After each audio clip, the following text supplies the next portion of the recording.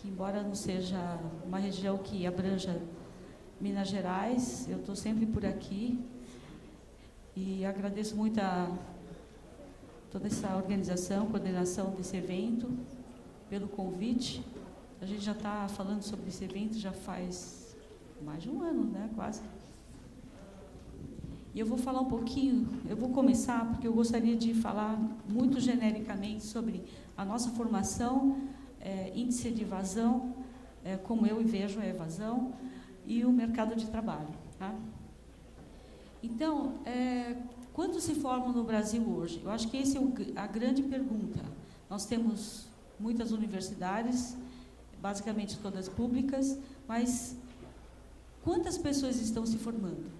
Então, essa aqui é o gráfico, na verdade, que mostra a nossa formação. Então, desde 2004 até 2015, que é o último censo de ensino superior que o INEP publicou, nós temos basicamente a mesma coisa. A gente não saiu do patamar dos 400, 450 formandos. Então, em 11 anos, a gente não forma mais um número expressivo de estatísticos por ano, no Brasil. Essa área branca, essas barras representam o número total de vagas aprovadas pelo MEC. São vagas oferecidas pelas universidades. E, a partir de 2007, você vê as barras subindo por causa do Reúne. Então, alguns departamentos novos surgiram e também o que aconteceu é que alguns departamentos que já tinham bacharelado em estatística passaram a oferecer mais vagas. Então, a USP, por exemplo, de 30 passou para 40, eu acho que a Federal da Bahia passou de 40 para 60, então, aumentaram-se as vagas, né? E também que a concorrência também começou a subir. Então, a partir de 2009, que você tinha mais ou menos 2 candidatos por vaga disputando a estatística, nós passamos, em 2015, para quase 10 candidatos por vaga disputando a estatística. Isso é um excelente sinal, então significa que você tem um número X de vagas, você tem muitos alunos disputando essas poucas vagas. Né? Eu acho que a gente tem, em 2015, mais ou menos 2.000 vagas. Tá? Aqui eu tenho uma lista total de um erro Acrobat Reader.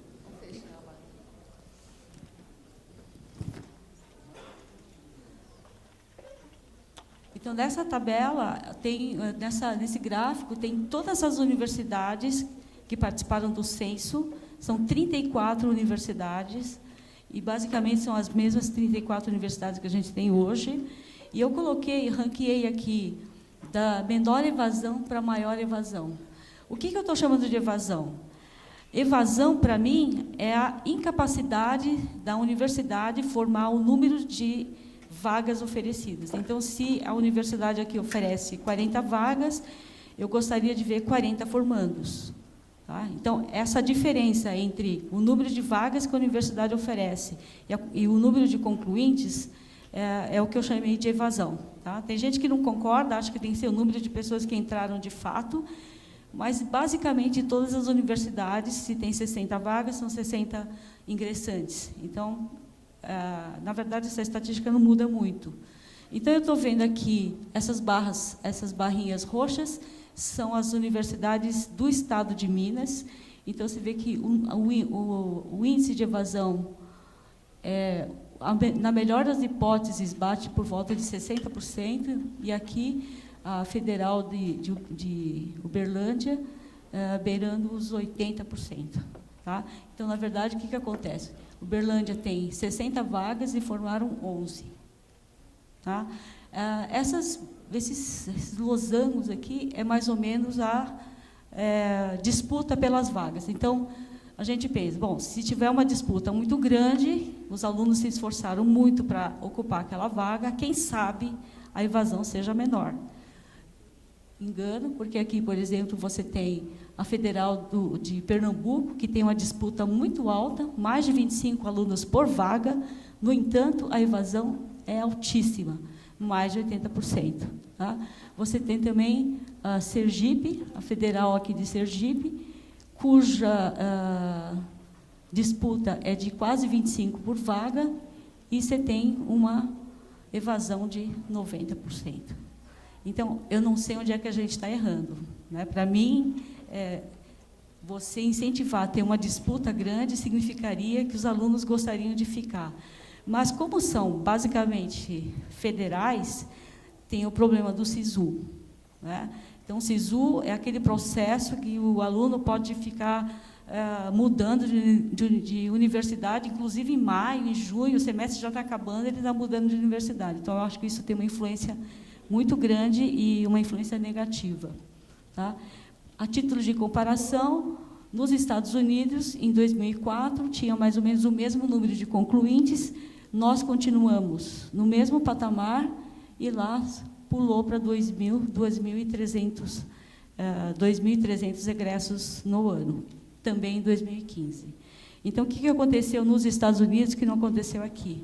Então, nos Estados Unidos, eles têm um hábito muito grande de falar sobre estatística e probabilidade desde pequeno, né, principalmente com probabilidade do time ganhar, ou as estatísticas sobre beisebol, estatísticas sobre golfe, estatística.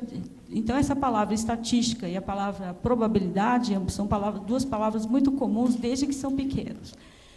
No ensino fundamental 1, 2, inclusive no ensino infantil, fundamental 1, 2, ensino médio, a estatística lá é muito mais avançada do que a gente tem. Então, eles abordam a estatística de forma mais interessante. E, fora isso, eles têm um programa que chama AP, que é Advanced Placement em estatística, tem em física, em química, mas esse de estatística foi o AP que mais cresceu nos últimos anos. O número de bacharelado, por exemplo, de 2010 para 2013, ou seja, em pouquíssimo tempo, dobrou nos Estados Unidos. Tá? Então, a gente teve um aumento, sim, mas a gente aumentou de 23 para 26, alguma coisa assim. Não, de 26 para 29 e de 29 para 34. Ou seja, o aumento aqui não foi muito significativo em termos de bacharelados. Lá, não. Em 4 anos, em 3 anos, o número de bacharelado dobrou. 96% a mais, alguma coisa assim. Então, a gente também está... o AP, esse curso de AP em estatística nos Estados Unidos, o nível é o curso de estatística básica do primeiro ano da gente, do bacharelado em estatística. Eles chegam a ver teste de hipótese, intervalo de confiança, algumas distribuições, histograma, analisar o histograma, quer dizer, eles têm realmente um incentivo muito grande para depois entrar no bacharelado em estatística. Esse aqui, se você olhar de forma geral, isso nos Estados Unidos, de uma forma geral, como é que o mercado vai oferecer mais emprego? De forma geral, o emprego vai crescer 7% até o ano que vem, enquanto que, se você isolar estatístico, vai crescer 34%. Ou seja, o número de estatístico que eles vão procurar vai crescer muito no ano que vem. No entanto, o número de estatísticos ou de expertise dessa área de análise que eles precisam até o final do ano que vem é de 140 mil a 190 mil. Se eles estão formando por volta de 2.500, também não vai atender a demanda. Tá? Nesse grupo do StatJobs, que eu sugiro que quem ainda não faz parte, entrar no Facebook e se inscrever nesse grupo, a gente posta cerca de 50 vagas por semana para estatístico, ou vagas muito similares que servem para estatísticos. Tá? Isso significa umas 2.500 vagas por ano. Se a gente está formando 450, então a gente tem um problema sério. Tá? Então, de cada 6 vagas, mais ou menos, para estatístico, a gente só consegue preencher uma com bacharel em estatística. Tá? E as palavras mais comuns que a gente vê, R, Python, tá? Estatística e programação avançada. Ou seja, o mercado hoje é um mercado que exige que o estatístico saiba programar muito bem, seja em R, ou seja em Python, nos dois, ou pelo menos no SQL, mexer com SAS. Tá? Outras palavras que aparecem, modelo de gestão, aparece financeiro, aparece boa comunicação oral ou escrita e liderança. Então, são as palavras mais comuns que você vê nesses anúncios no Start Jobs. Mesmo que você esteja no primeiro ano, entre e veja o que o pessoal está pedindo, porque daí você pode ir modelando o seu currículo até o final do seu bacharelado. Então, esse aqui, os nomes, você não precisa procurar uma vaga por estatístico, você pode procurar por esses nomes. Tá? Então, consultor na área de Big Data, o analista de Big Data, o Business Intelligence, tudo isso são nomes, são sinônimos de estatístico. Tá? Então, você não precisa ter medo, falar, eles estão pedindo Data Scientist e eu sou só um estatístico. Não, você é o Data Science. Tá? Então, logicamente, que para você se chamar de Data Science, seria melhor que você tivesse um conjunto muito bom de linguagens de programação no seu CV. Tá? Então, se informação é poder, tá? Então, a gente tem muito dado, nós temos que trabalhar com colaboradores de áreas diferentes e a gente precisa mostrar o valor que os dados têm. Então, a quantidade de bobagem que se faz hoje, porque botar no computador é muito fácil, tirar modelo estatístico é muito fácil, mas o modelo faz sentido? O que eu estou vendo? Eu fiz uma consistência real do dado, passei realmente os 95% do tempo batalhando para que aquele dado esteja bonitinho, porque uma rotina matemática faz qualquer coisa com qualquer coisa. Né? Então, a gente tem que prestar muita atenção nisso. Então, para que os empresários usam estatística? 65% disse que é para a tomada de decisão. Tá? Então, é nessa hora que nós vamos mostrar o valor daquele banco de dados. Tá? Então, a gente está falando de Big Data. O que seria Big Data? Então, esse aqui é um exemplo bem simples. Então, o que se produz hoje por dia equivaleria a 4 torres empilhadas daquele disquinho Blu-ray. Se você pega Blu-ray, enche de dados e empilha até dar esse valor, que é 2,5 quintilhões de bytes, você tem um número de dados arrecadados num único dia. Então, você imagine isso arrecadados num ano, dos anos anteriores. Né? Então, esse é o desafio do estatístico. Tá? Esse Internet of Things é o que vai ser a bola da vez, né? E isso vai significar que não só os objetos vão ter vontade própria, talvez, né? Só a geladeira avisando que o brócolis acabou, coisas assim, né? Mas as pessoas também, com um monte de aparelhos no corpo, mandando sinais para o seu médico online. Né? Então, esses dados todos vão se acumulando e é mais desafio para o estatístico. Tá? Então, o mercado está em alta, eles estão realmente preferindo estatísticos com pelo menos um MBA ou mestrado, muitos já estão pedindo doutorado também. Tá? Os salários estão altos, por exemplo, em São Paulo, o estagiário chega a ganhar R$ 2.500, eu acho insano, né? Porque eles pedem um estagiário já com experiência de machine learning. Gente, eu estou estagiando para aprender, né? Mas, com esse valor, acho que a empresa se acha no direito de exigir que ele já tenha experiência anterior. Então, aqui o júnior, em São Paulo, o pleno, mais ou menos em São Paulo, e também, por exemplo, eu conheço um cara que acabou de ser contratado como estatístico sênior, nesse valorzinho aqui básico. E consultoria, você cobra o quanto você quer. Tá?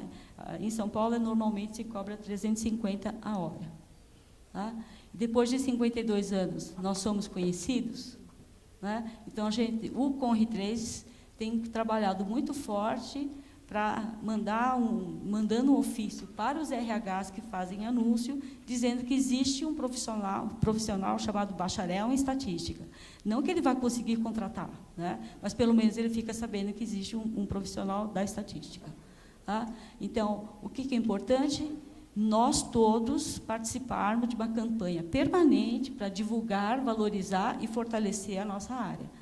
E tem que ser um trabalho conjunto. Então, mas eu não gosto do CONRI. Mas o CONRI está fazendo a sua parte, fazendo todo, por exemplo, eu estou aqui através do CONRE, né, essas doações que a gente fez, com dinheiro que a gente arrecada das anuidades, então é muito importante que vocês, se vocês não serão aqueles que vão fazer a propaganda para aumentar o número de alunos, pelo menos apoie a gente, que a gente faz por vocês.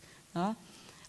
Então, aqui, depois esse slide fica com vocês, vocês podem copiar onde é que a gente tem as nossas websites, o Facebook a gente tem essa página, a gente divulga muita coisa, no StatJobs eu acho que vocês deveriam entrar, e Estatística Brasil é um site genérico que vocês podem fazer muitas perguntas sobre estatística. Tá? Então, aqui, agradeço muito a organização, e a gente vai continuar o debate, vou chamar o Roberto, ele vai falar, depois a Cláudia, depois a gente senta e vocês fazem as perguntas. Tá ok? Obrigada.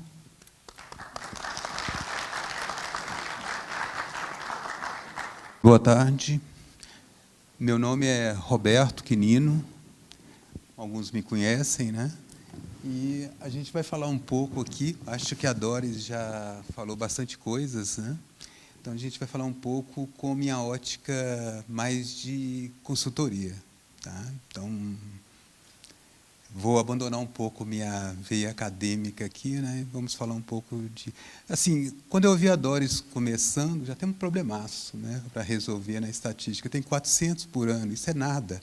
Você foi muito educada, né? 400 é nada.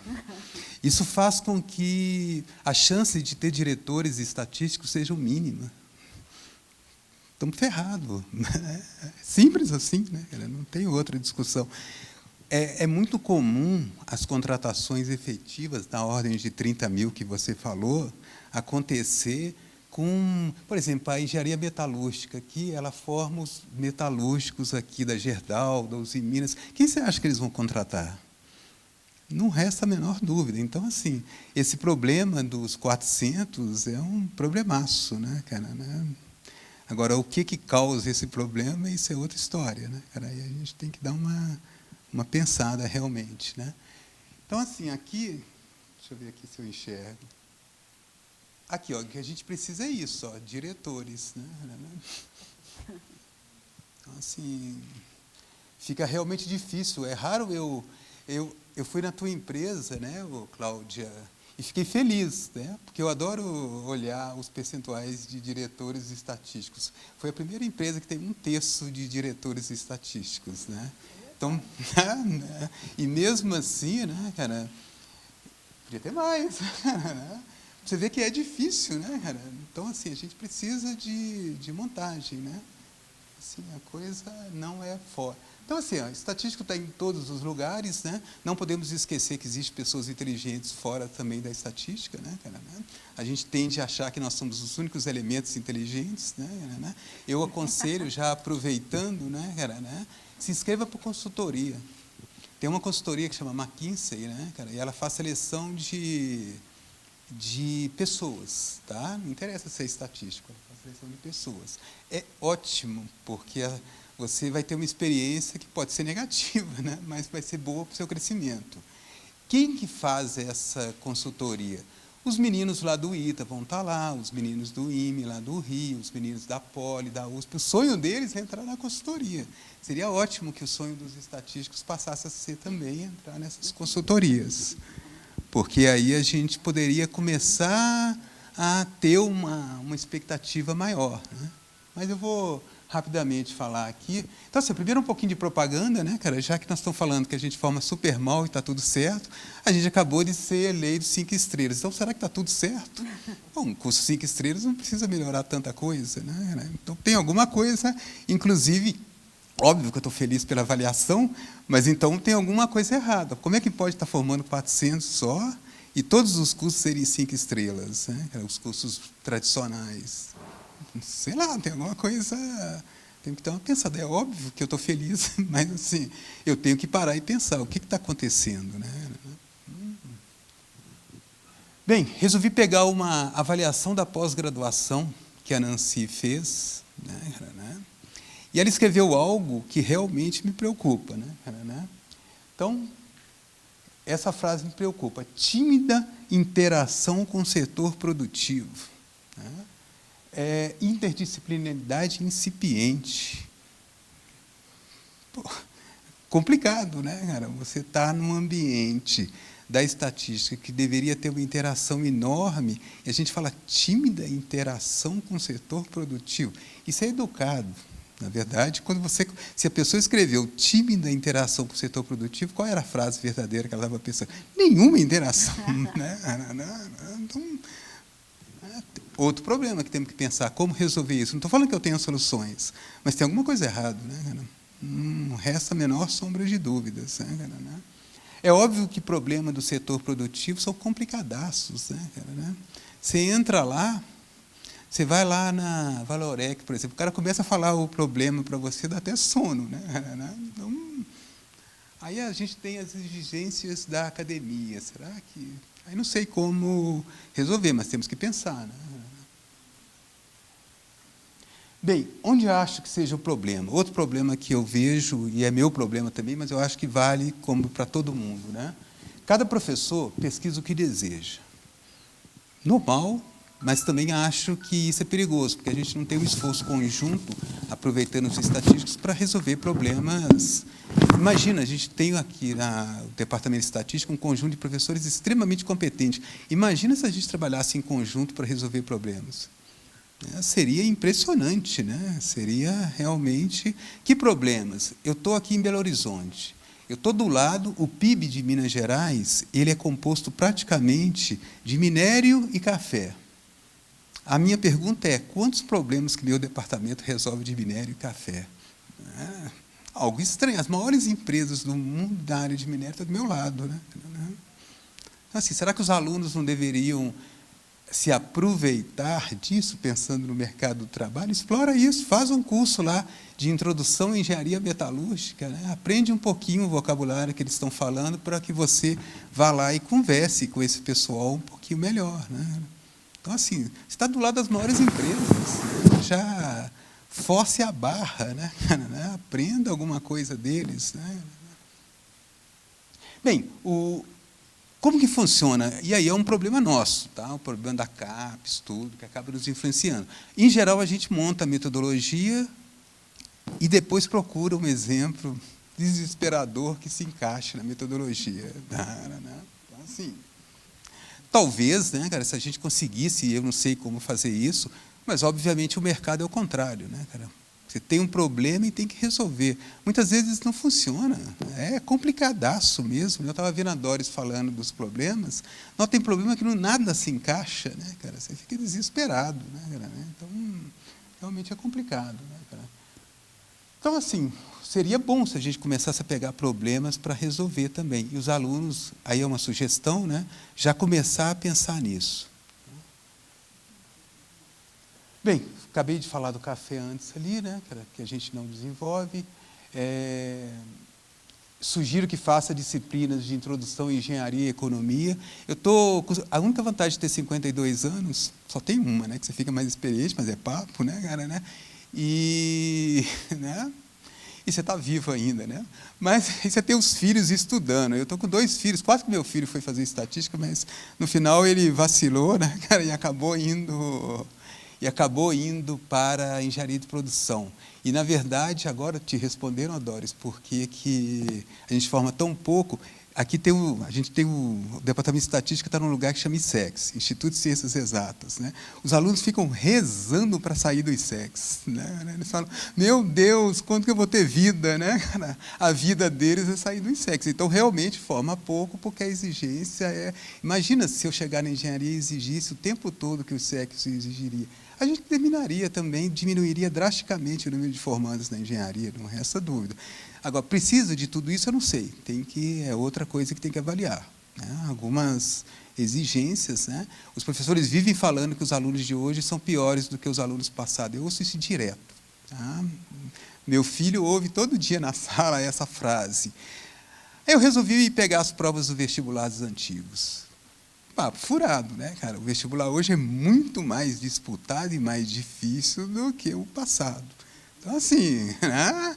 Meio estranho isso, né, cara? Né? Era muito mais fácil antes e agora são piores? Não dá para entender, né, cara? Essa coisa... Tem algumas coisas erradas aí na avaliação, né? Outro ponto que eu acho, desculpa, aqui. Tentem se inscrever nessas consultorias McKinsey, tá? Esse salário que você falou aí é típico de consultor, né? 30 mil. Ele entra se você entrar nessa consultoria, se você for hoje na Vale, tem um punhado de ex-McKinsey ganhando 30 mil, tá? Vários. Então, assim, ele fica 2 anos, ele não sobrevive mais que 2 anos. Se sobreviver, ele vira sócio, né? Então, com 2 anos, ele vai ser mandado embora, é simples assim. Tá? No entanto, ele vai ser, com certeza, contratado como gerente. Está lotado aqui nas empresas do lado. O que ele passa? Passa um desespero. Consultoria da McKinsey é, no mínimo, 3 milhões. Tá? Eles cobram 3 milhões para fazer uma segmentação de mercado, eles cobram 3 milhões. Aí a pergunta é, por que eles não vão aqui no departamento de estatística e contratam a gente para fazer essa consultoria? Muito simples. Ele quer uma pessoa que vai acordar às 6 da manhã pensando no problema do cliente. Vai dormir à noite pensando no problema do cliente. Tá? Um mês depois, ele leu tanta coisa que ele sabe de tudo. E para a gente que está na universidade é impossível fazer isso, né?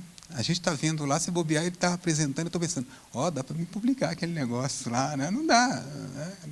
Então, você tem que imergir, você tem que fazer uma imersão no problema do cliente. Tá? Sugiro que você tente resolver. Uma outra solução muito legal que o pessoal do ITA lá usa também, eu acho bem legal. Tente resolver o problema com ferramentas simples. Resolva com desvio padrão, média e regressão linear múltipla. Estou falando resolva inicialmente. Se você conseguir resolver inicialmente com ferramentas simples, melhore sua solução com todas as ferramentas que a Doris colocou. No entanto, se você fizer isso, você vai dominar o problema. Né? Inclusive, você vai falar algo que eles adoram, né? Que a gente não fala muito aqui. Por que eu estou usando uma complexidade maior? Tá? Então, em geral, a gente usa complexidade e nem fala. É como se a gente tivesse 2 motores. A gente cria um motor novo, mas não fala que esse motor tem vantagens em relação ao motor antigo. Né? A gente nunca bate nessa tecla. Isso é importantíssimo, né, cara? Se você conseguir, né, fazer isso. Né?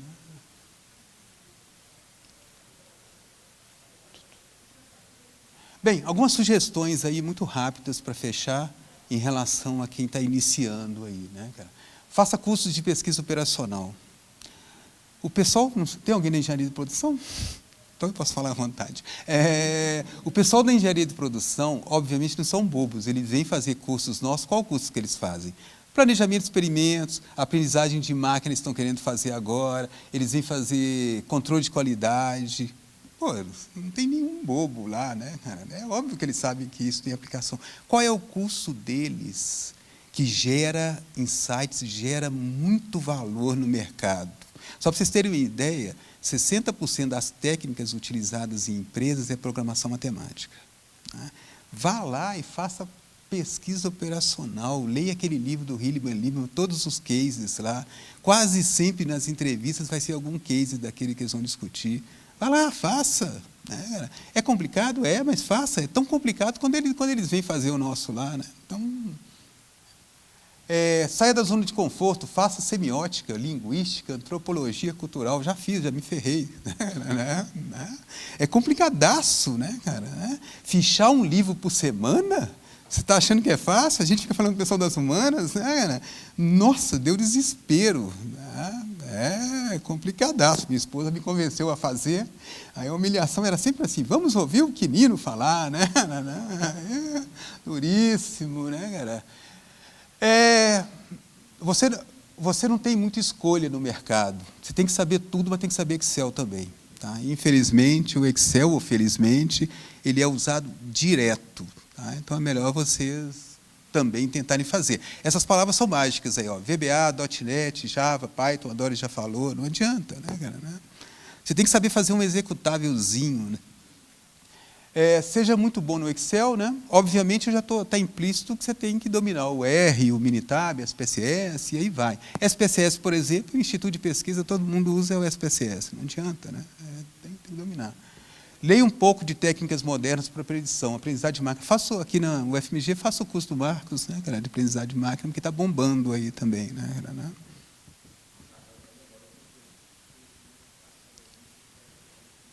Bem, aí entra, para fechar, uma discussão de que alguns amigos meus, diretores atuais, a gente fica muito falando que quanto mais conteúdo matemático, análise, tudo melhor, porque você ganha uma maturidade melhor, só que nas empresas é o contrário, esse pessoal é fraquíssimo para resolver problemas reais. Ele é tão teórico que ele não sai... Então, assim, o pessoal já contratou matemático e, em média, são piores do que os estatísticos e engenheiros para resolver o problema real. Não adianta. Então, você não vai ficar muito melhor se você fizer um curso de análise. São duas coisas. Eu estou falando mercado. Se você quiser fazer uma pós-graduação, é outra história. Mas, definitivamente, isso aí o mercado já está consagrado. Cursos teóricos demais não vão levar a lugar nenhum. Pelo menos nesse sentido.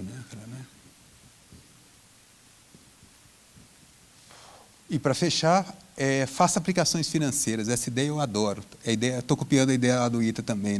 Os meninos sempre aplicam em bolsa de valores e mercado financeiro. Nós, professores, falamos tanto de aplicação de modelos estatísticos, se bobear, alguns aqui devem aplicar na poupança.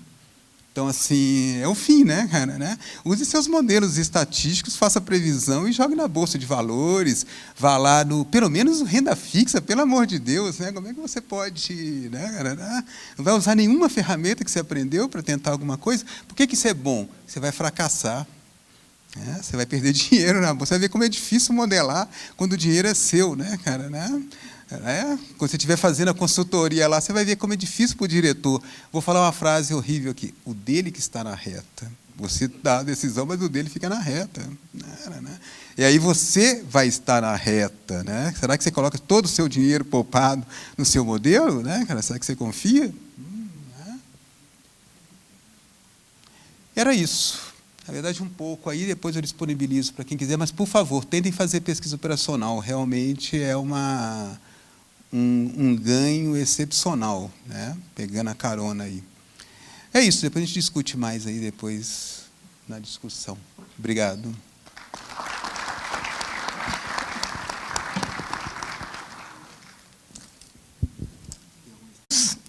Meu nome é Cláudia, Eu estou aqui como representante do João Roberto, que infelizmente ele teve um problema, não pôde vir. É meu sócio no escritório de consultoria. Eu sou ex-aluna da UFMG.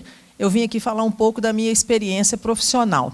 Eu sou ex-aluna, eu fiz 2 graduações aqui, a primeira em estatística, e depois, num segundo momento, eu fiz em ciências atuariais. Infelizmente, em que pese o encontro aqui ser de estudantes de estatística, mas eu devo dizer que também, apesar de o meu escritório conter, como o Roberto diz, 3 diretores que são estatísticos, que é o João, eu e a Cássia, a nossa empresa presta consultoria mais na área atuarial. Então, na verdade, eu diria que próximo de 100% da área atuarial, de ciências atuariais. Então, eu vou passar para vocês um pouco da experiência de mercado, para a gente tentar eu mostrar para vocês um pouco da minha experiência, de como que foi essa transição entre o ambiente acadêmico e o ambiente de trabalho. Também pegando um gancho aqui no que a Doris falou, o Roberto falou, essa questão da evasão do curso de estatística, eu, particularmente, partindo da minha experiência, eu me formei em estatística já tem 30 anos, e eu me formei em atuária já tem 7 anos, mais ou menos. Então, o que eu posso dizer do curso de estatística? Quando eu optei por esse curso, obviamente que a minha escolha não foi pelos motivos ideais, vamos dizer assim. Eu acho que eu sou da opinião que a gente, aos 17, 18 anos, a gente ainda não tem a maturidade suficiente para escolher aquela profissão que você vai seguir para o resto da sua vida. Tanto é que várias pessoas acabam fazendo um curso, depois trocando e tal, porque encontram outros caminhos alternativos que dizem mais respeito a ela. No meu caso, o que aconteceu foi basicamente isso. Quer dizer, por que eu escolhi o curso de atuária? Na verdade, quando eu fui fazer vestibular, eu fui escolher um curso em que eu não tinha como matéria específica na prova do vestibular química e biologia, que eram 2 coisas que definitivamente eu não tinha afinidade. Então, eu escolhi curso que tinha matemática e física. E aí eu fiquei com 5 ou 6 cursos. Eu lembro de matemática, física, arquitetura, estatística e ciência da computação. Aí eu fui eliminando, matemática e física, eu só enxergava, né, no auge aí da minha juventude, eu só enxergava se eu vou dar aula. Não quero dar aula, então vamos eliminar. Arquitetura, eu não me lembro por que eu eliminei. Eu sei que no final eu fiquei com estatística e ciência da computação, e ao invés de eu pesquisar a demanda, a relação candidatos por vaga, eu fui pesquisar o número de vagas, que era a informação que eu tinha disponível. Computação tinha 40, estatística tinha 30, falei, vou fazer computação. Fiz, deu 28 por vaga em computação, deu 3 por vaga em estatística, eu me ferrei no primeiro vestibular. E aí a Glaura, professora, que era minha colega na época, fez estatística, entrou para a federal. E eu entrei um ano depois. E realmente, quer dizer, a gente foi fazendo o curso, e a questão da evasão, que me lembro perfeitamente disso, que entraram 30 pessoas, né, que passaram no vestibular, 30 pessoas, e só 6 que conseguiram passar em todas as matérias do primeiro para o segundo período, sendo que um deles tinha eliminado cálculo, eliminado álgebra linear, porque ele vinha de um curso de engenharia em outra universidade, e ele havia eliminado essas matérias, então ficou mais fácil, vamos dizer assim, para ele passar para o segundo período. E, além disso, dos 30 que entraram, apenas 2 formaram, ninguém formou no período regular, e 2 formaram com 6 meses de atraso, que fui eu e esse meu colega, que era ex-estudante de engenharia. Então, a formatura nossa, era na colação de grau, era engraçado que a média era de meio convidado por candidato, por formando, que eram 2 formandos e apenas meu pai assistindo a formatura. Não tinha ninguém da família do Marcos e tal. E aí, o que a gente teve que fazer? No final do ano, eu formei no meio de 87, no final do ano juntaram mais 4, tá? 4, foram 6, aí a gente fez uma colação de grau simbólica com eles lá, para ter um álbum de fotografia. Então, o que eu notei no decorrer do curso foi quer dizer, a gente entra muito imaturo, muito inexperiente, e quando vai ver, o curso não é fácil, não é brinquedo de criança. Então, a gente foi vendo que fazer cálculo não era nenhuma coisa simples, e aí as pessoas iam desistindo no meio do caminho, falando, não é isso que eu quero. Vi várias pessoas, tive colegas que mudaram para arquitetura, tive colegas que abandonaram o curso, e hoje eu descobri que eles têm uma padaria, entendeu? Então, cada qual seguiu o seu caminho, porque percebeu naquele momento que não era aquele curso. Tá? E o que aconteceu comigo foi mais ou menos semelhante, porque, durante o curso de estatística, apareceu lá no centro de estudos uma vaga, né, para estágio numa entidade chamada Desban, eu me lembro disso perfeitamente, era um fundo de pensão, uma entidade fechada de previdência privada, que eu, na época, não tinha nem ideia do que se tratava, mas a gente precisava fazer estágio, então eu me candidatei e acabei sendo escolhida para esse estágio. E nessa Desban, nessa entidade que existe até hoje, tá? O João, que é o meu sócio, que foi meu colega de estatística, o João já tinha feito estágio, já tinha sido contratado, porque ele foi o primeiro estagiário. Um outro colega já tinha feito estágio lá, e, nesse terceiro processo de seleção, eu fui fazer estágio lá na Desban. E a diretoria de lá achava importante ter um estatístico. Por quê? Porque o estatístico era o profissional que mais se assemelhava ao atuário, porque, na verdade, dentro de um fundo de pensão, o profissional que faz os cálculos necessários lá era o atuário, não o estatístico. Mas a gente não tinha o curso de atuário em Belo Horizonte, então o profissional que mais se assemelhava era o estatístico. Aí a diretoria achava por bem ter um estatístico no quadro dessa entidade e indicar estatísticos para o quadro de outras entidades congêneres. E, com isso, eu fui indicada para uma outra entidade de previdência complementar, fiz mais 6 meses de estágio lá e fui contratada. E aí o papel da gente lá era como se fosse uma tradução, porque, na época, o trabalho do atuário era chamado de caixa preta, para vocês terem uma ideia, né? Até hoje ainda tem gente que acha que é uma caixa preta, porque ninguém entendia nada. Então, o papel meu, como uma pessoa próxima dos números, que tinha noções de probabilidade, porque o atuário também trabalha com probabilidade, noções de matemática financeira e tal, então era a pessoa mais indicada para fazer uma espécie de tradução, tá, daquilo que o atuário falava para a diretoria da empresa, porque ninguém entendia nada. E foi assim que não só eu, como estatística, mas o João como estatístico, o Marcos como estatístico, a Elaine, são pessoas que estudaram comigo e que todos foram, no final das contas, fazer um estágio numa entidade fechada de previdência complementar, foram contratados, e alguns, ou vários, né, atuam até hoje nesse mercado. E aí aconteceu, eu fui fazer estágio, fui contratada e comecei a trabalhar como esse tradutor, vamos dizer, né, do trabalho do atuário para a gestão, né, a administração da empresa onde eu trabalhava. E assim foi por 13 anos e meio eu trabalhando em previdência, tá? Tentando entender como é que cálculos eram aqueles que eram feitos. E depois de 13 anos e meio, né, por problemas que não têm a ver com a parte profissional, mas por problemas de ética, vamos dizer assim, ou da falta dela, eu acabei perdendo o meu emprego nessa fundação, eu fui mandada embora depois de 13 anos. Então, estou passando esse processo para também dizer que são coisas que a gente está sujeita a isso no mercado de trabalho e, graças a Deus, eu consegui, logo em seguida, um trabalho em outra área completamente diferente da que eu atuava. Eu trabalhava com previdência complementar e passei a trabalhar com a parte de saúde, fazer cálculos, tá? Que envolve um pouco básico de estatística, mas também atuária, para planos de saúde. Eu fui trabalhar numa empresa de consultoria. E foi lá que eu aprendi boa parte, ou quase tudo, vamos dizer assim, ou muito do que eu sei hoje. Tá? Eu fiquei por 3 anos e meio nessa empresa de consultoria, mas lá tinha problemas de ordem administrativa, que, né, não estava me deixando satisfeita, questões de salário, né, que a gente fica buscando cada vez mais e tal. E eu falei, chegou num ponto, falei, não quero mais. Aí eu corri atrás do João. Voltei, porque o João, a gente separou, a gente estudou junto na Federal, na parte da estatística, a gente separou, a vida separou a gente, mas contato a gente sempre consegue, né? Aí eu liguei para o João, falei com ele, João, me ajuda, me arruma, me indica para algum lugar, eu preciso sair daqui, não estou satisfeito e tal. Foi você que me indicou para cá, quando eu havia perdido o outro emprego. Aí o João falou, deixa comigo, vamos ver aqui. E o João estava montando a empresa dele. Na época se chamava Flow Consultoria, ele estava com ele, mais 2 pessoas juntos, querendo crescer. Aí ele virou para mim e falou assim, Claudinha, você quer saber de uma coisa? Vem para cá, vem se juntar a nós. Você tem um perfil muito parecido com o meu, eu preciso de pessoas com o seu perfil, então eu vou arriscar, eu quero crescer, eu preciso de você aqui dentro. E nessa época eu já estava cursando Ciências Atuariais, porque o curso havia sido criado aqui na Universidade Federal de Minas Gerais, eu havia pedido a obtenção de um novo título, consegui, e eu estava fazendo o curso. Peguei, falei, agora. E aí já tem 13 anos, 12 anos que eu estou lá na Rodarte Nogueira, que é uma empresa em consultoria, mais na parte atuarial, mas para planos de previdência e para planos de saúde.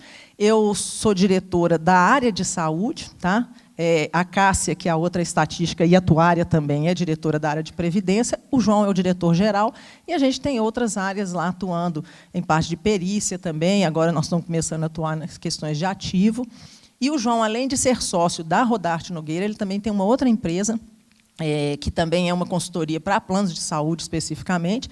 E, dentro dessa consultoria, ele até teve algumas experiências para trabalhar com base de dados, que a gente atua num ramo de operadoras de plano de saúde de menor porte. O João trabalha na outra empresa com operadoras de maior porte. Então, para trabalhar a base de dados, o João tentou contratar alguns estatísticos para fazer esse tipo de trabalho. Mas a gente não entende ainda por que motivo. Essas pessoas ficavam pouco tempo e acabavam optando por outras oportunidades. Aí a gente hoje não tem estatístico no quadro de empregados, nem da Plural e nem da Rodarte. No caso da Rodarte, a gente tem, são só 3, são 4 estatísticos, mas, infelizmente, nenhum deles hoje atua especificamente na área de estatística. A gente tem 4 estatísticos no quadro societário nosso, tá? 3 diretores e mais um na área mais administrativa. Então, o que eu queria também passar para vocês é o seguinte, o que é que a gente espera? Quer dizer, a gente, como diretor de uma empresa de consultoria, a gente, obviamente, abre muitas oportunidades de estágio e de futuras contratações. Várias pessoas que a gente tem lá hoje, eu acho que eu posso contar nos dedos que não são daqui, né? São pessoas que foram para lá como estagiário e que, assim que formados, a gente optou por contratar. Então, o que eu queria dizer a vocês é o seguinte, o que a gente espera, né, dessas pessoas? A gente espera do profissional, quando sair do ambiente acadêmico e for para o mercado de trabalho, a gente espera que as pessoas sejam dedicadas, tá? Sejam interessadas. A gente está com um estagiário novinho lá, então o ponto é o seguinte, pergunte, Tá? Quando você estiver fazendo um estágio, entrando no mercado de trabalho, pergunte aquilo que você achar que pode ser uma pergunta tola, uma pergunta meio burra, não é. Tá? Pergunte, porque é muito melhor você perguntar e a gente explicar do que você fazer achando que está fazendo certo ou com vergonha de perguntar e acabar isso comprometendo o seu trabalho lá na frente. Então, é fundamental. Outra coisa, a gente tem que estar sempre aberto a novas possibilidades. Não dá para engessar. Que a gente vai ver que, quando você entra no mercado de trabalho, você realmente você não vai ver tudo que você... Não vai aplicar tudo que você aprendeu no seu ambiente acadêmico. Tá? Muita coisa a gente tem que adaptar, redirecionar. Você vê, a vida me deu outra oportunidade totalmente diferente. Mesmo na parte atuarial, o trabalho, efetivamente, que eu executo, é só uma parte dele que envolve os cálculos atuariais propriamente dita. Outra parte, a gente tem muito vamos dizer, de sentimento, de análise de resultados. Quer dizer, você roda um resultado lá, mas você tem que saber interpretar aquilo, você tem que saber colocar aquilo no papel para passar para o seu cliente de uma forma que não seja tão técnica, mas que ele possa entender. Você tem que ter contato com outras áreas, isso é fundamental. Quer dizer, no ambiente de atuária, a gente tem muito contato com parte contábil, com a parte jurídica, com a parte de economia. Tá? Então, a gente tem que saber um pouco, não quer dizer que obviamente, você tem que ser expert, mas fazer cursos pós-graduação, mestrados, o que for, em áreas afins àquela que você vai atuar, é importante. Tá?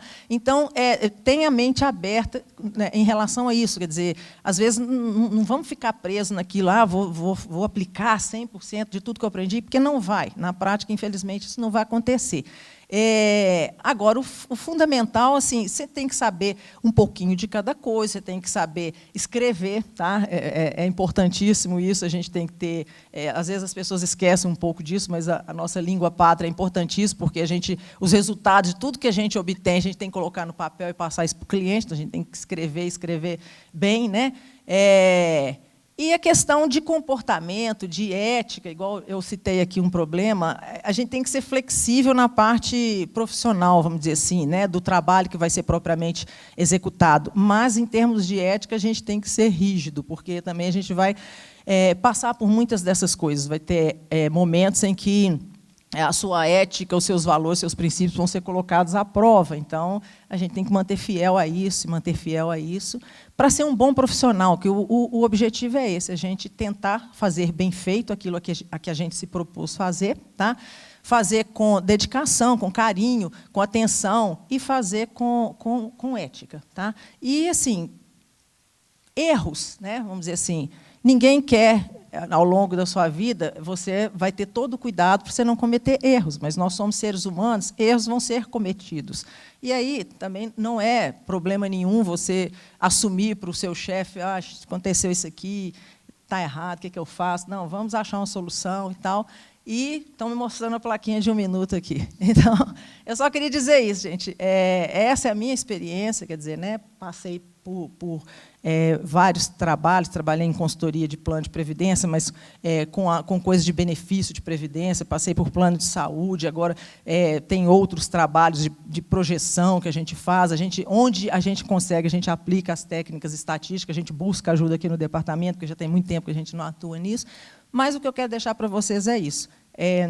Sejam profissionais, né? Estejam abertos a novas experiências, a se flexibilizar para se adaptar àquilo que a vida vai te oferecer, e sejam sempre corretos e éticos na execução da profissão de vocês. Tá certo? Obrigada. Viu?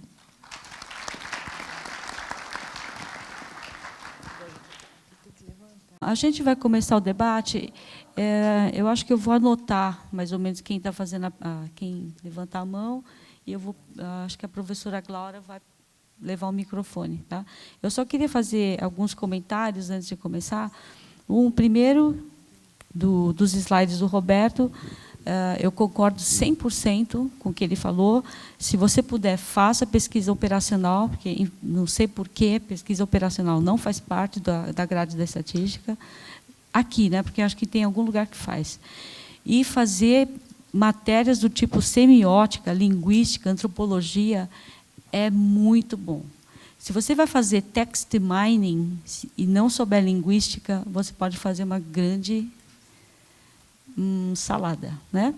E Excel, infelizmente, o mercado pede. Tá? Então, você pode dizer, eu odeio Excel, eu sou craque em R. Infelizmente, o mercado pede Excel.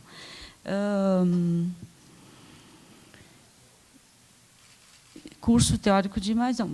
Eu acho que, sim, de forma geral, eu acho que o bacharelado em estatística precisa passar essa parte teórica, sim, para os estatísticos, porque hoje a demanda está começando a guinar para esse lado. O mercado de machine learning já está começando a perceber que rodar por rodar não faz muito sentido e está tentando procurar estatístico para mostrar o que está acontecendo com essa onda de só ficar rodando as coisas. Porque o modelo matemático é um modelo matemático. Tem até gente que fez, por exemplo, uma regressão linear entre idade e RG.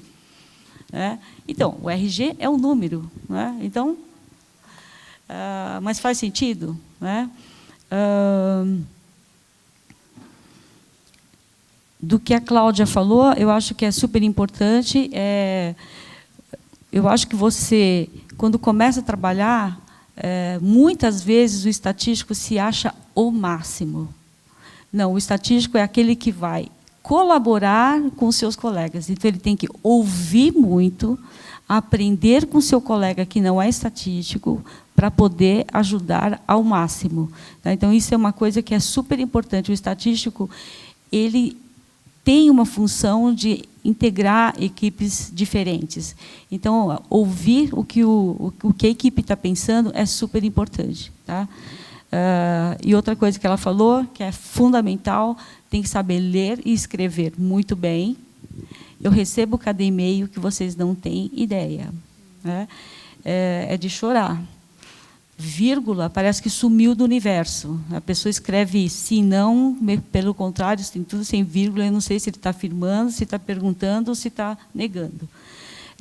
E outra coisa é ética. A ética profissional é super importante. Nós temos muitos casos de estatísticos sendo processados pelo Ministério Público, infelizmente, pela quebra de ética. Então, se você assina uma pesquisa eleitoral como a estatística de aluguel, isso é um problema muito sério. Então, como é que pode um estatístico realizar 1.500 pesquisas em 3 meses? Nem sendo super-homem. Então, bom, então, com essas observações, eu gostaria de abrir. Quem quiser fazer pergunta. Tá?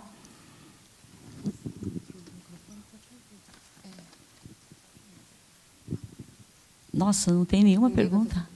Professor Marcos. O Marcos.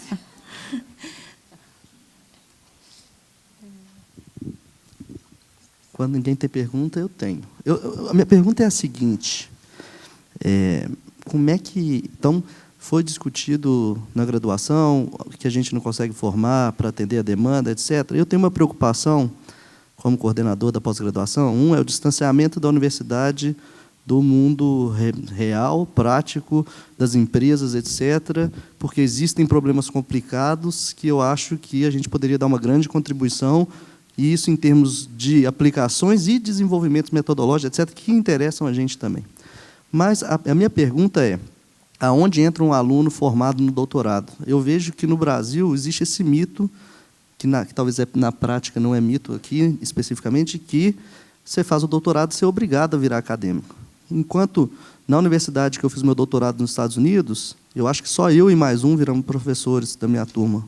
Todos foram Google, IBM, empresas de seguro enorme, que têm centros de pesquisas próprios e que precisam dessa mão de obra. E, eu não sei, assim, o mercado em Minas Gerais é muito pequeno, e São Paulo já acomoda doutores para, eu sei, Itaú, às vezes, uns bancos, né, pegam alguns, mas assim, qual é a demanda disso? E se eles vão na universidade procurar essas pessoas? Porque eu acho que o doutorado, mais do que a sua especialidade, da sua tese, etc., é um ótimo momento de você aprender a pensar, a solucionar problemas e ser criativo e ser independente. E, então, tem um aprendizado muito grande que eu acho que as empresas poderiam lucrar disso. Porém, isso deve ser remunerado dessa forma também. Né? Então, eu faria o doutorado, eu não quero ir lá para ganhar um estagiário júnior ou, então, para ficar especialista no Excel. Então, não sei aonde está esse balanço, qual é a nossa expectativa de crescimento do mercado absorver esse pessoal, porque eu acho que isso traria muito mais gente para a academia e aproximaria essa ponte, mas eu não tenho acesso para falar, olha, contrate um doutor, vamos fazer mais doutores, um programa, né? Contrate um doutor para a sua empresa aí e ver qual que é o resultado disso, etc. O que vocês pensam, os três? Alguém quer responder? Eu vou... de forma geral, o Brasil tem uma deficiência enorme de doutor em estatística por conta dos departamentos de estatística que não conseguem encontrar doutores em estatística para contratar. Fora isso, o mercado de trabalho também já está procurando estatística, com doutor em estatística. O Itaú, por exemplo, tem mais do que um doutor contratado. Serasa tem mais do que um. HSBC tem mais do que um. Santander... né? O Santander contrata um mestre, por exemplo, e dá tempo para ele fazer o doutorado em estatística. Empresas de consultoria também contratam doutores em estatística. Empresas de farmácia também contratam doutores em estatística. Então, assim, se você tem o doutorado e tem a possibilidade de ganhar 9 mil na universidade, ou 30, 40, 50 mil no mercado de trabalho, né? Eu acho que não tem muita gente que fica muito chateada com isso, né? Então, é um mercado complicado. E tem, sim, tem vaga para doutor em estatística. Uma vez, um cara me ligou e pediu 5. Eu falei, como assim 5? Eu gostaria de contratar 5 doutores em estatística, e era um banco. Bem, Marcos, eu entendo que empresas de consultoria contratam. A McKinsey, por exemplo, está cheio de doutores, inclusive formados nos Estados Unidos, formados aqui, de estatística também. Mas eu acho que o problema é o nosso volume, né? O volume ainda é muito pequeno e a nossa formação, ao contrário do que você falou aqui no Brasil, está implícito praticamente que a pessoa vai fazer o doutorado para virar professor, né? E o ritmo, por exemplo, da Google, da McKinsey, é um outro ritmo. A pessoa vai ter que abandonar completamente a questão de artigos, né? Que talvez a pessoa esteja interessadíssima e vai mudar totalmente o foco. Eu não sei, por exemplo, os doutorados em estatística do Brasil, se as pessoas estão preparadas. Eventualmente, eu indico algumas pessoas que estão fazendo doutorado, consultorias, né?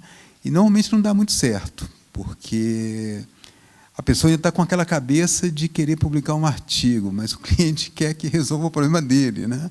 Então, tem essa distância. Eu acho que, se tivesse um volume, não sei, você citou os Estados Unidos, o Eduardo também já tinha me falado que, em Seattle, lá também é a mesma coisa, boa parte da turma dele foi para a Boeing, foi para outros, né? Mas a gente aqui ainda está incipiente, né? E talvez as pessoas queiram ser felizes, e eu acho perfeitamente razoável, né? No ambiente da universidade, mesmo que seja um salário menor, né?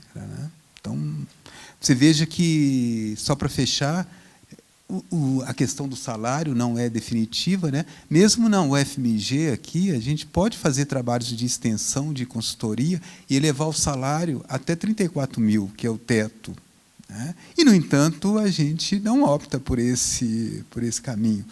Isso já mostra que talvez a gente ainda precisa de mais pessoas formadas, né? Para que mude um pouco. É o que eu penso, né? Bom, dentro do meu universo, né, vamos dizer assim, a minha empresa de consultoria é uma empresa pequena, tá? É uma empresa que, entre sócios, empregados e estagiários, tem algo em torno de 35 a 40 pessoas. Então, infelizmente, não comporta ainda, né, uma contratação de um atuário com doutorado, ou de um estatístico que seja com doutorado. Mas a gente tem uma experiência que é até um pouco contrária, tá? O escritório tem por hábito investir nessa parte. Então, a gente já teve pessoas que eram estagiárias e que, num segundo momento, poderiam ser contratadas e optaram por fazer o mestrado e aí acabaram, né, não só optando por fazer o mestrado inicialmente, mas por permanecer no meio acadêmico. Então, a gente tem experiências que são até contrárias, quer dizer, são as pessoas que preferiram permanecer no meio acadêmico e desistiram de trabalhar com consultoria. Então, em termos da minha experiência, é isso que eu posso dizer para vocês. Posso falar? Bom, eu não discordo das opiniões, mas o que eu vejo assim, na academia então, eu acho que falta atrair alunos, talvez, para a academia com o perfil de mercado. E aí, talvez, unir mais um pouco. Então, a gente, talvez, sei lá, é uma bola de neve isso aí. A gente tem um perfil acadêmico, atrai gente acadêmica, que forma com um perfil acadêmico, e não fecha esse ciclo, não aproxima essas coisas, porque o aluno acha que fazer o doutorado, então, e a Doris está me falando claramente que tem demanda, ele vai ter que ser professor. E seria ótimo que eu tivesse um doutor com perfil não desses que estão indo e desistindo da coisa, mas ele já vem fazer esse treinamento de doutorado voltado para trabalhar numa empresa, coisa que dá para fazer, porque eu vivi isso lá. Então, assim, uma outra coisa que as empresas americanas têm muito, pelo menos lá em Connecticut, porque tem as empresas de seguro e farmacêuticos muito ativas lá, eles vão nas universidades e, durante o verão, contratam os alunos por 3 meses com um salário que eu diria talvez melhor que o dos professores, às vezes. E por quê? Porque esse cara vai lá viver essa pressão do dia a dia. São 3 meses que não tem aula, não tem nada, então ele mergulha nos problemas e vê se aquilo é para ele ou não, né? Então, eu não sei, eu gostaria de ter isso aqui também. E veja, se o seu exemplo, para mim, é muito focado, provavelmente, em São Paulo. Eu não vejo se Belo Horizonte, apesar de ser grande, tem uma demanda dessa. Assim, aqui em Belo Horizonte, eu fiquei sabendo que tem mais ou menos 100 startups, que basicamente não contratam estatísticos. Em São Paulo, a gente tem algumas startups que querem contratar doutores em estatística. Então, assim, eu acho que vai um pouquinho do mercado local, de vocês, de alguma forma, envolver o CONRI6, talvez, e trabalhar na divulgação da importância do profissional com perfil estatístico nas startups e esses lugares. Então, eu acho que vai um pouco... Por exemplo, a gente faz um trabalho sistemático, incessante. A pessoa publicou alguma coisa no StatJobs, a gente manda um ofício, existe um profissional assim assado, a gente fala sobre o nosso site, aqui estão as escolas, o que eles estudam, a gente manda isso sistematicamente. Então, eu acho que é natural que a demanda lá comece a crescer bastante para a estatística. E outro detalhe importante é que existem startups em São Paulo que contratam doutores em estatística e exigem que publiquem artigos científicos. Então, a cada X meses, eles se reúnem para desenvolver um artigo científico, eles têm obrigação de participar de congressos internacionais e publicar o artigo. Então, não é que o mundo corporativo é um mundo sem ciência, sem pesquisa. Existe, sim, pesquisa, né? Em menor quantidade, talvez, mas o Itaú da vida também, eles fazem pesquisa internamente. Tá? Então, eles não estão lá corporativamente, somente como um coordenador, né, num posto meramente administrativo. Eles também estão lá fomentando uma pesquisa interna. E é muito grande isso dentro dessas empresas financeiras. Tá? Eu me lembrei de algo, Marcos, que, já que eu não, realmente, de estatística, eu não estou me lembrando aqui em Minas, né, de nenhum doutor trabalhando efetivamente dentro de empresas. Mas, se eu pegar a engenharia é extremamente comum. As empresas, inclusive, mandam fazer alguns doutorados nos Estados Unidos e a pessoa volta para a empresa. Então, assim, eu acho que eu acho que passa sempre pelo volume de formandos, né? A gente é tão poucos que a gente consegue lembrar. A Doris está lembrando casos, né? E na engenharia tem vários. Só aqui eu já consegui lembrar umas 30 pessoas que são doutores em engenharia metalúrgica, né, que estão por aí. Então, é uma questão, eu acho, de volume mesmo, né? Acho que a gente fica correndo sempre e volta sempre para o ponto. Nós não temos base suficiente, né? Então, é um complicado. Você anotou aí? Tem o próximo? Não. Algumas pessoas levantaram a mão. Quem que é? Quem levantou primeiro?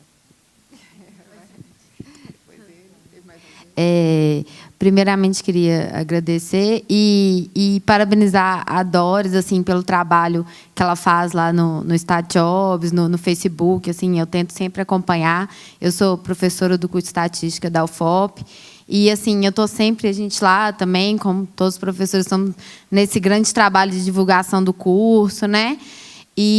Mas uma coisa que às vezes eu fico me perguntando, eu me formei em estatística, né, aqui na UFMG, e eu vejo vários dos meus colegas, assim, eu nunca trabalhei no mercado, mas eu vejo várias pessoas que entram para cargos de estatística, mas não trabalham como estatístico. Vários, assim, acabam pegando, principalmente no serviço público, acabam pegando mais uma parte mais administrativa e praticamente abandonam a estatística. Eu fico pensando que isso vai no sentido contrário. Está faltando estatístico. Aí as empresas contratam a pessoa como estatística, ela não trabalha como estatístico.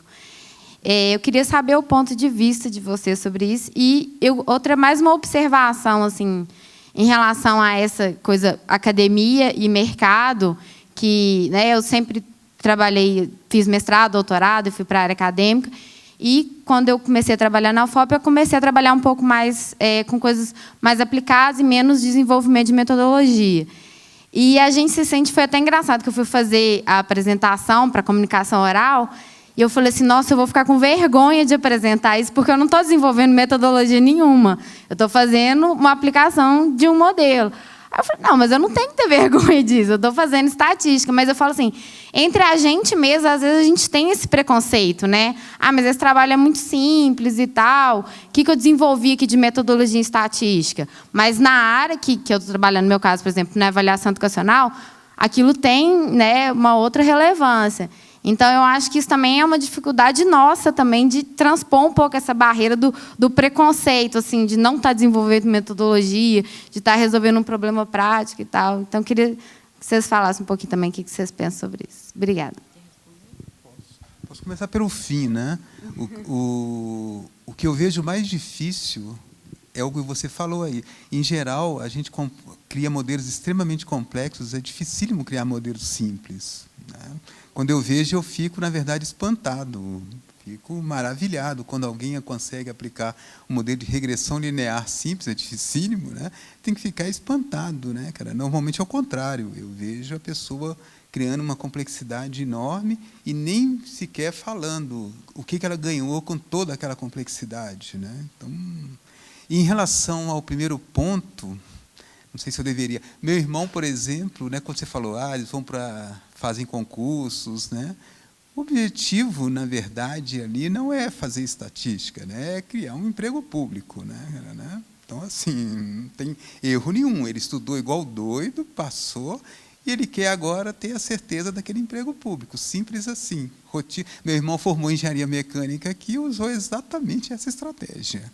Passou 1 ano e meio estudando para trabalhar no Ministério Público, nenhum problema. Então, ele não faz nada de engenharia mecânica também, né? Então, tem lá as suas atividades. Então, assim, por aí.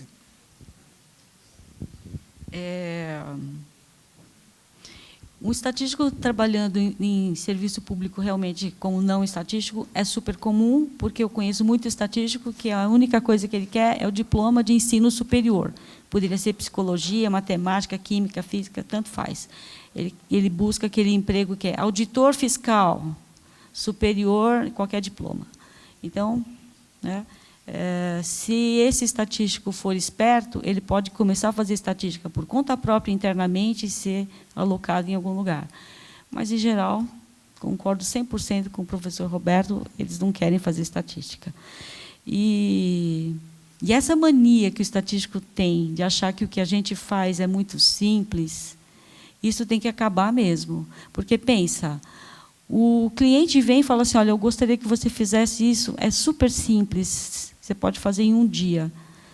E aí ele quer só uma análise fatorial, só um cluster. Putz, tudo bem, eu boto no R, 5 minutinhos já fiz. Não, você levou 5 minutos porque você passou 4 anos aqui. Então, você não vai falar, não, é super simples. Não, é super complicado, passei 4 anos aprendendo. Então, o meu preço é esse. Né? Então, assim, as pessoas... Porque se você vai ao médico e paga 600, 700 reais para 15 minutos de consulta, por que você vai achar que o que você fez em 4 anos de estatística, 3 anos de mestrado, 4 anos de doutorado, é uma coisa simples? Não é. Então, você tem que se colocar no lugar do outro que está te pedindo. Ele está te pedindo porque não sabe. Se eu soubesse, faria ele. Né? E só para complementar, né, porque eu concordo com tudo que foi dito, mas assim, no dia a dia do trabalho da gente, a rotina é essa.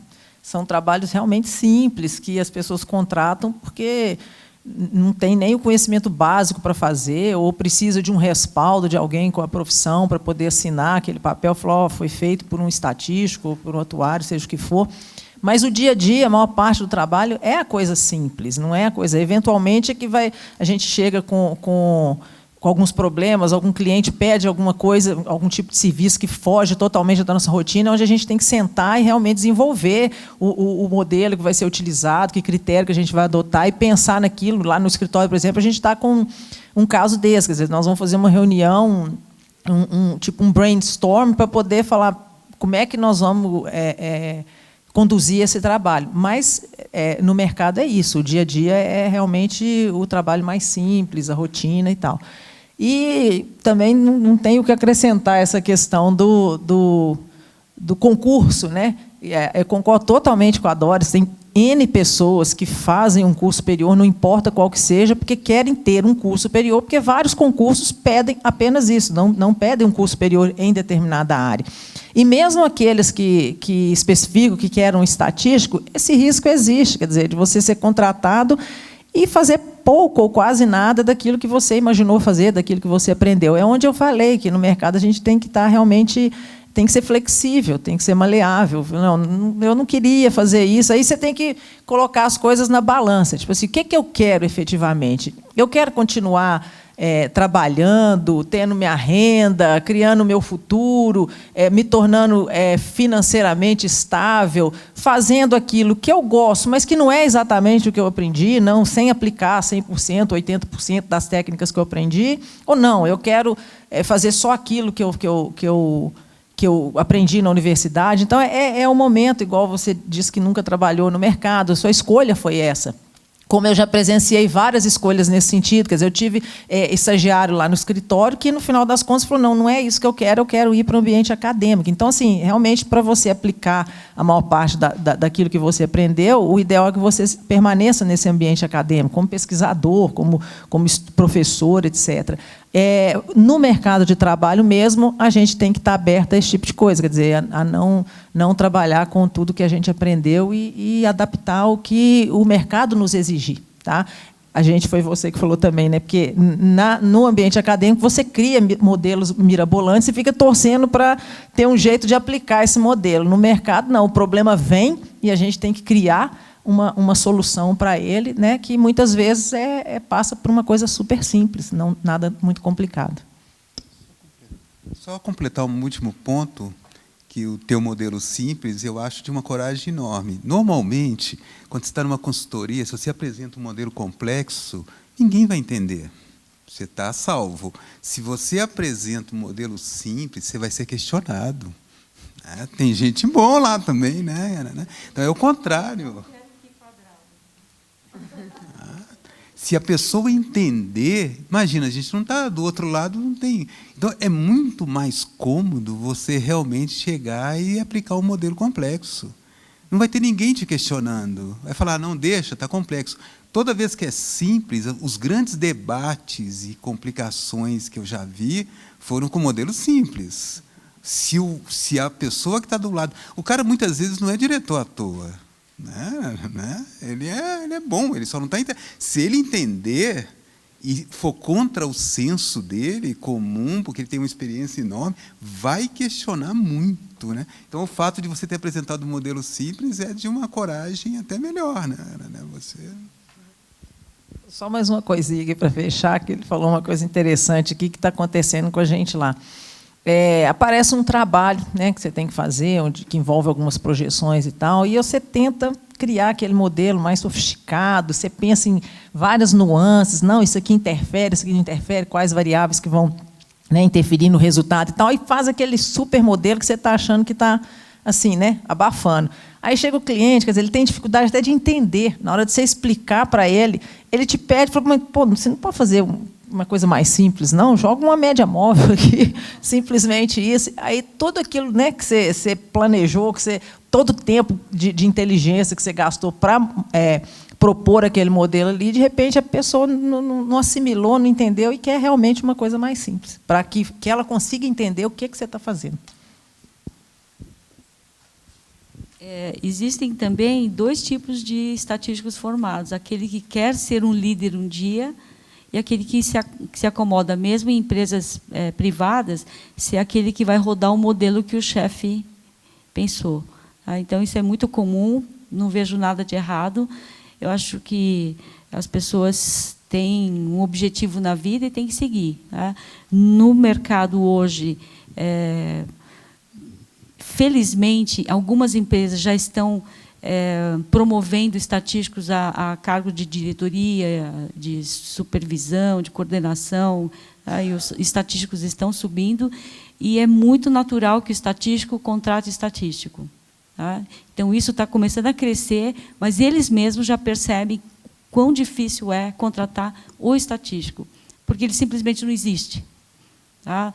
No IME-USP, 100% já está empregado ou querem fazer a vida acadêmica. Então, assim, é muito complicado. E as empresas vão mesmo, dentro das universidades. Tá? Veja a São Carlos. A Serasa foi para São Carlos. Por que a Serasa abriu uma filial em São Carlos? Porque eles querem os alunos da USP, da estatística da USP de São Carlos e da UFSCar. Então, eles vão lá dentro, todo o programa de trainee de estágio acontece com os alunos que eles pegam de lá. Então, é esse tipo de coisa que vocês precisam atrair para Minas Gerais também. Tá? Eu acho que vocês investigarem quem são essas startups e por que não tem estatístico aos montes nessas startups, eu acho que é um bom começo para vocês.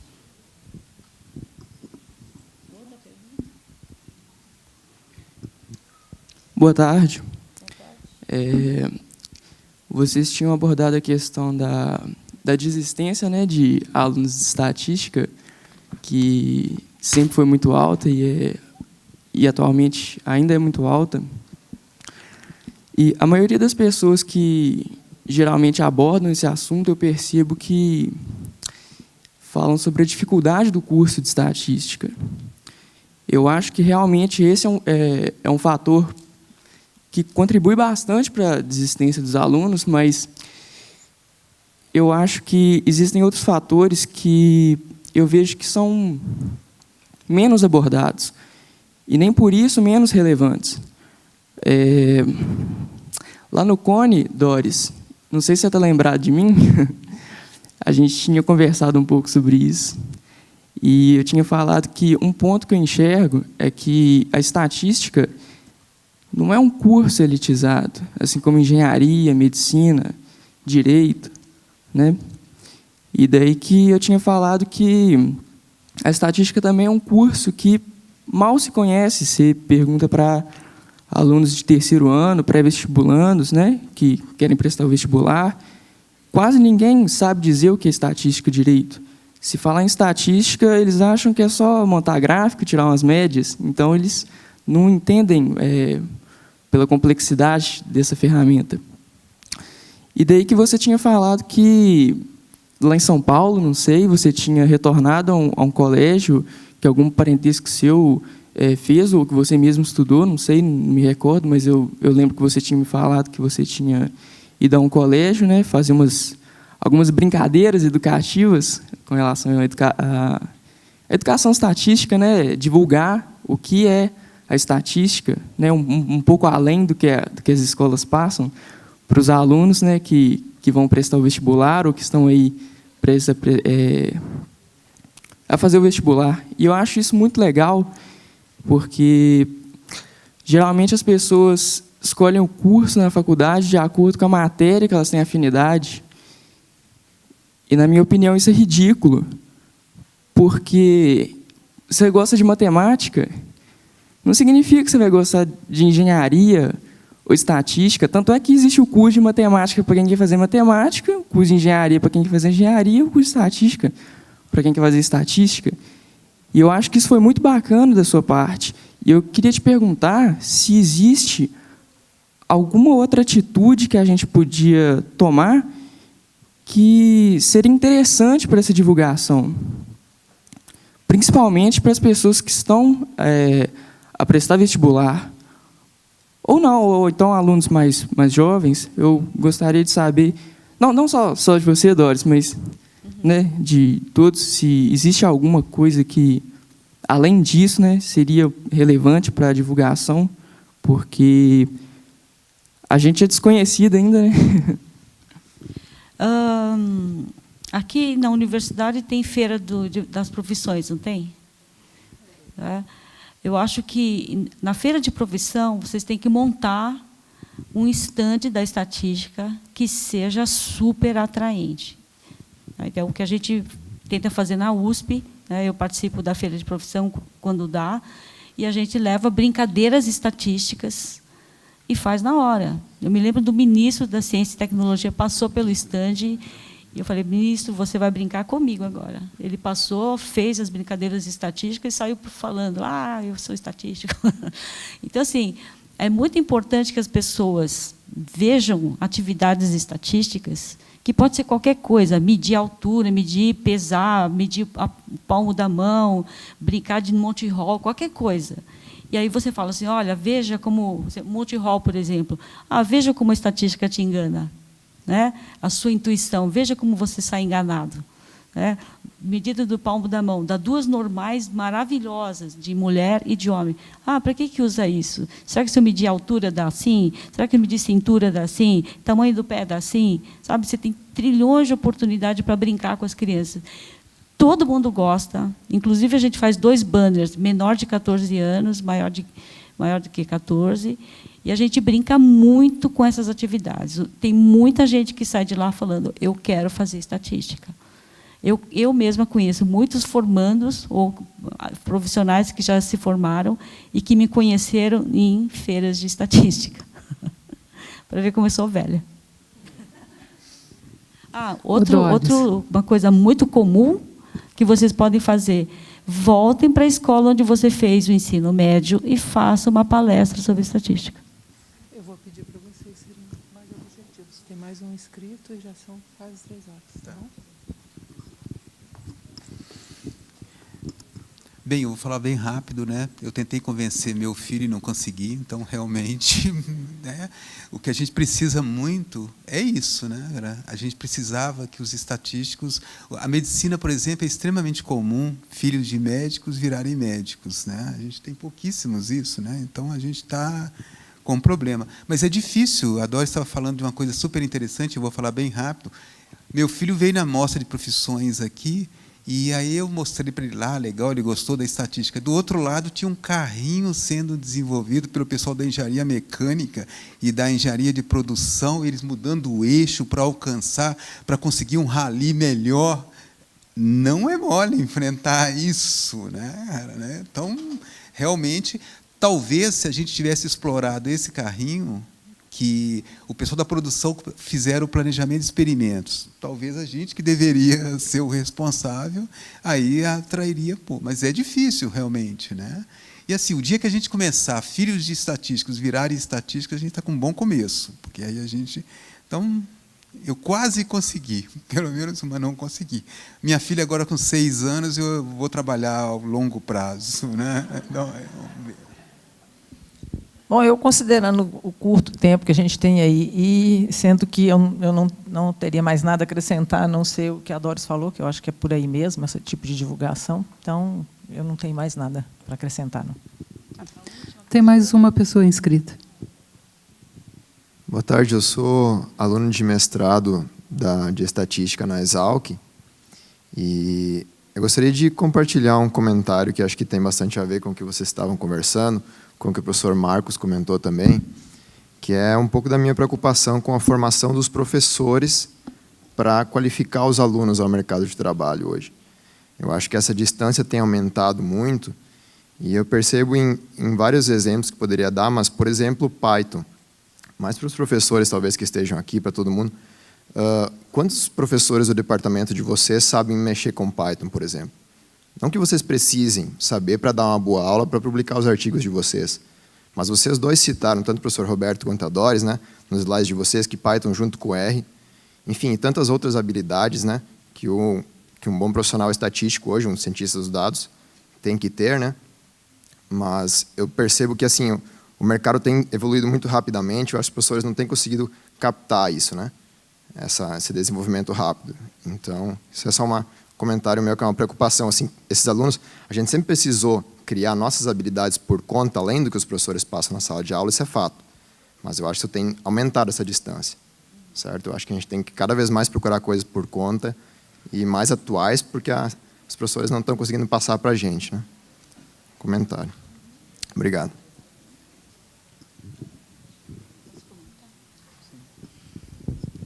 De fato, isso é verdade, basicamente em todas as universidades, todos os departamentos.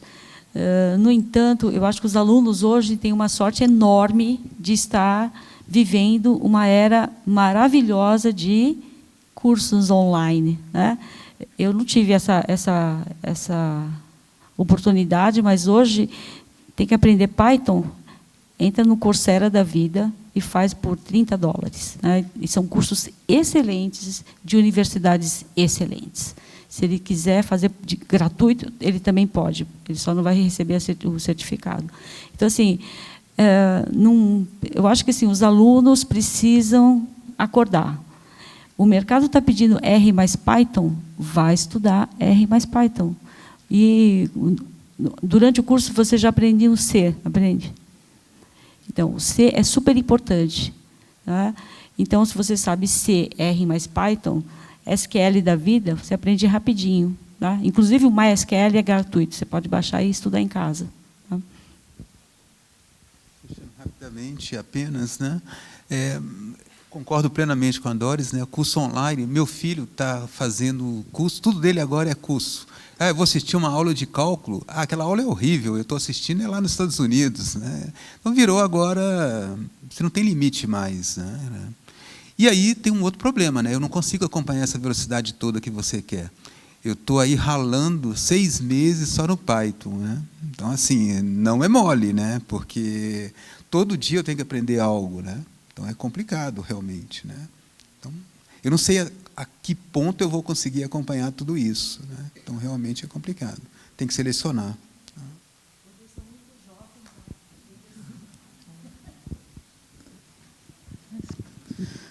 Bom, infelizmente eu vou ter que encerrar a sessão. Eu queria pedir um agradecimento para os palestrantes.